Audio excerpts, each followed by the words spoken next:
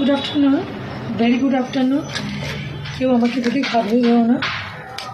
দিদি এত সেজে গুজে, আজকে সেজে গুজে নয়, অ্যাকচুয়ালি দক্ষিণেশ্বর থেকে এসে দাঁড়াইনি, ওই হাতেই রান্নাঘরে চলে এসেছি। বিকজ কারণ হচ্ছে ছুটির দিন আমাদের বাচ্চাদের, শুধু আমার যেমন রোজের চলে সেই ছুটি, অফিস যা ইচ্ছা বলতে পারে। বাট তোমার দাদার মানে আমার হাজব্যান্ডে 10টা ডিউটি, ওর কোনো ছুটি নেই। তো যে ডিপার্টমেন্টে আছে সেখানে কোনো ফিক্সড ছুটি বলতে এরকমভাবে কিছু হয় না। তো যার জন্যে অফিসের জন্য তাড়াতাড়ি রান্না করতে হলে চলে এসেছি।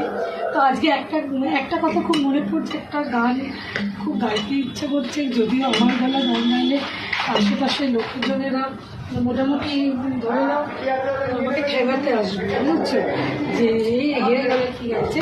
তো ছোটোবেলায় যখন আমরা স্কুলে পড়তাম, আমাদের বাংলা মিডিয়াম থেকে পাস করেছি, তো আমাদের ছোটোবেলায় কী হতো, মোরা একই বিনতে দুটি কুসুম, হিন্দু মুসলমান, হিন্দু যে তার নয়নমণি, মুসলিম তার প্রাণ, মানে একই বিনতে দুটি কুসুম, হিন্দু মুসলমান। ওই দিনগুলো না মানে একটা আলাদাই মানে ছিল। আমার মনে হয় এখনকার দিনগুলো হয়তো ভালো, কিন্তু আমার কাছে ওই সময়গুলোর মূল্য এখনকার দিনে আমার মনে হয় না সেই প্রাণটা আছে।